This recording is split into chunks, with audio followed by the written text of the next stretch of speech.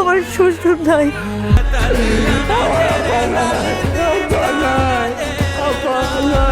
এরকম নাটক বানাই মানুষকে কান্না করানোর কোনো দরকার আছে ডিরেক্টর সাহেব?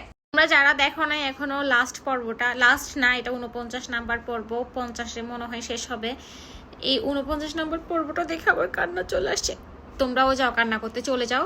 এত মারাত্মক অভিনয়, এত মারাত্মক অভিনয়, এত মারাত্মক লেভেলের নাটক ভাই। নাটকটা দেখে আমি এত পরিমাণ স্বস্তি বোধ করছি। এটা পুরো পরিবার নিয়ে দেখার মতো একটা নাটক। ছোটবেলায় আমি আম্মুকে দেখতাম যে কোনো নাটক বা কোনো সিনেমা দেখলে কান্না করে দিত, ইমোশন হয়ে, মানে ইমোশনাল কিছু দেখলে ইমোশন হয়ে চোখ থেকে পানি পড়তো। তো আমি হাসতাম। যখন খেতে বসি তখন আমি কার্টুন দেখি, কার্টুন দেখে দেখে ভাত খাই। তো আজকে আমি যখন দেখলাম 49 পর্বটা ছাড়ছে, আমি সাথে সাথে ওই পর্বটা দেখা শুরু করছি। আমার হাজবেন্ড বলতেছে তুমি কান্না করতেছো কেন? আমার লজ্জাও লাগতেছে।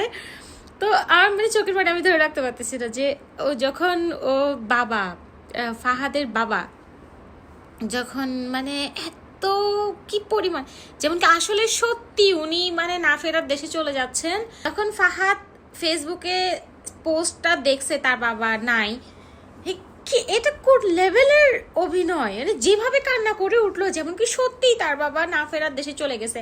আর পুরা ফ্যামিলি এত পরিমাণ এত ভালো অভিনয় করছে ভাই, যেমন কি সত্যি সত্যি একদম একদম মন ছুঁয়ে গেছে। এখন 50 নাম্বার পর্ব দিয়ে যে নাটকটা শেষ হয়ে যাবে, আমার এখন কান্না আসতেছে। কেন কেন 50 নাম্বার ভালো নাটক কেন 50 নাম্বার পর্ব দিয়ে শেষ করতে হবে?